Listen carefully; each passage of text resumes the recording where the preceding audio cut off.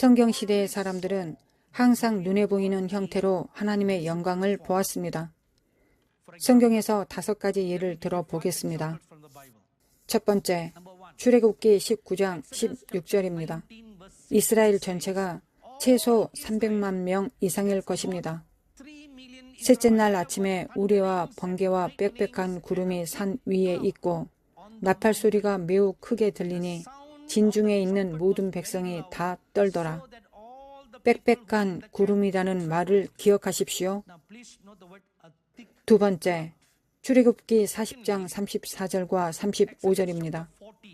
구름이 회막에 덮이고 여호와의 영광이 성막에 충만하매 모세가 회막에 들어갈 수 없었으니 이는 구름이 회막 위에 덮이고 여호와의 영광이 성막에 충만함이었으며.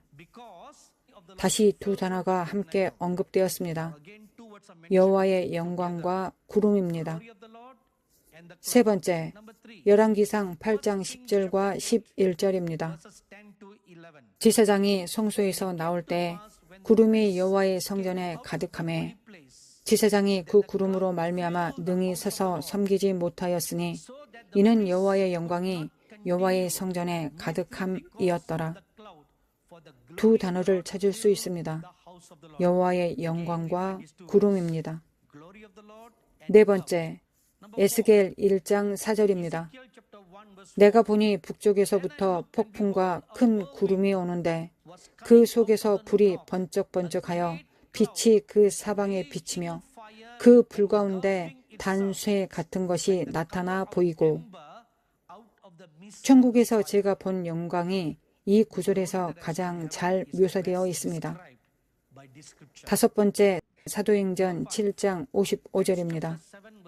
스데반이 성령 충만하여 하늘을 우러러 주목하여 하나님의 영광과 및 예수께서 하나님 우편에 서신 것을 보고.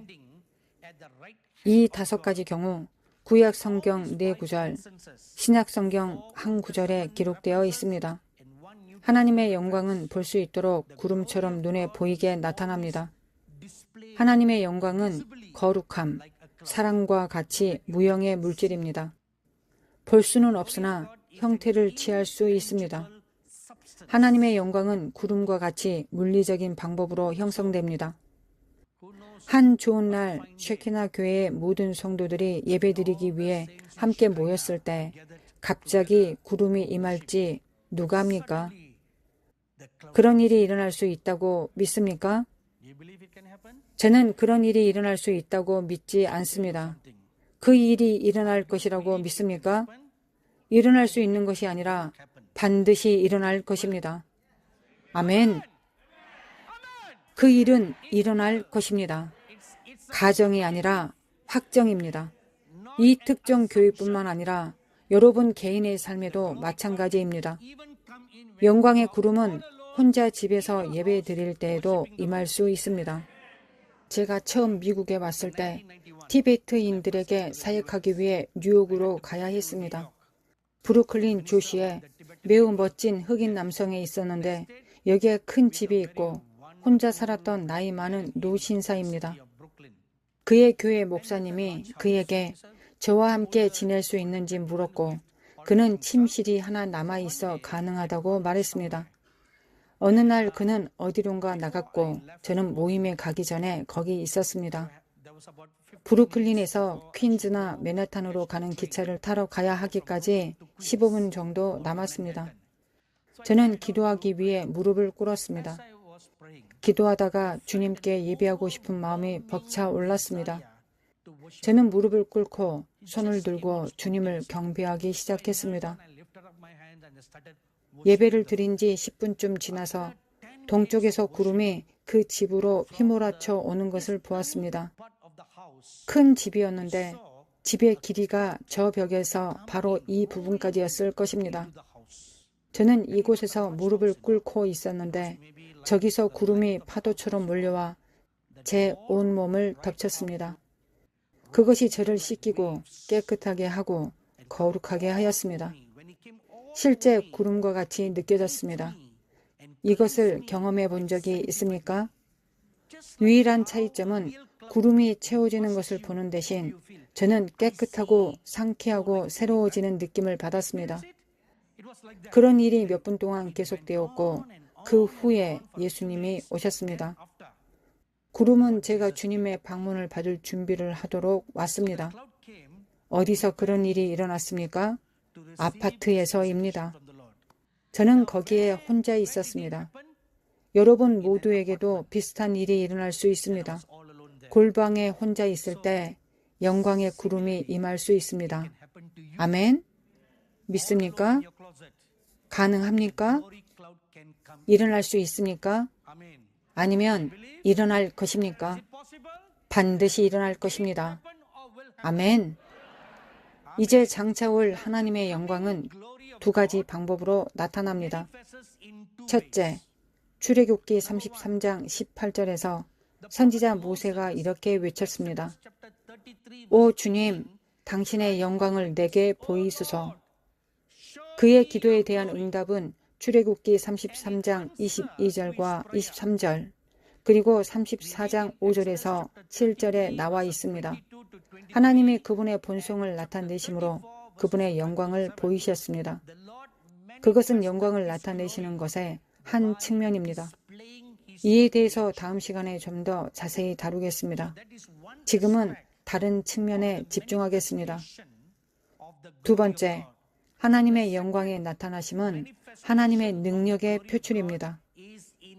요한복음 2장 11절에 보면 예수님께서 물을 포도주로 바꾸셨습니다.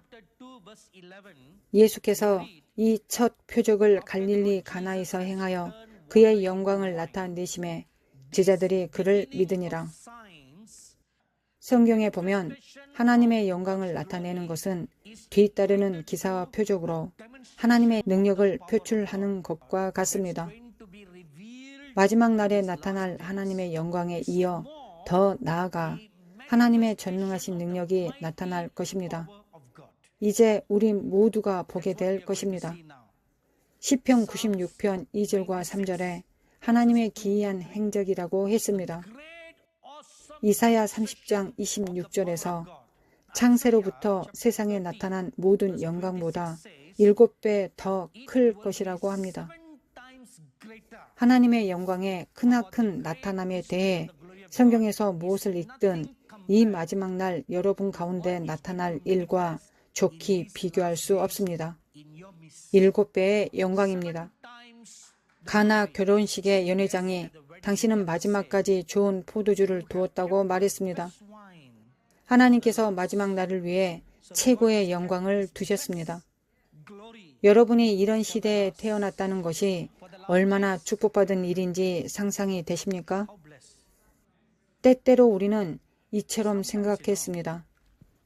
주님, 제가 모세 시대에 살았다면 얼마나 좋았을까요?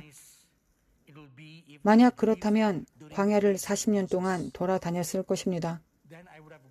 또는 이렇게 말합니다. 주님, 제가 당신의 시대에 살면서 당신의 모든 생애를 보았다면 좋았을 것입니다. 그러나 구약의 모든 성도들과 신약의 모든 성도들이 우리에게 이렇게 말하고 있다는 것을 알 것입니다. 당신은 정말 축복받았습니다. 우리의 눈이 보지 못한 것을 당신의 눈이 볼 것이기 때문입니다. 여러분은 더 축복받았고 더 많은 특권이 있습니다. 할렐루야! 역사상 결코 보지 못했던 것을 보게 될 것입니다. 아기가 귀신을 쫓아낼 것입니다. 이 마지막 날에 그들은 그렇게 할 것입니다. 역사상 결코 일어나지 않았습니다. 이 마지막 날을 위해 예비되었습니다. 아기가 태어나서 그가 말하기 시작할 때 하는 첫 번째 말은 예수 그리스도가 곧 오실 거라는 예언을 할 것입니다. 예전에 그런 일이 일어나지 않았습니다. 이 마지막 날에 일어날 것이기 때문입니다.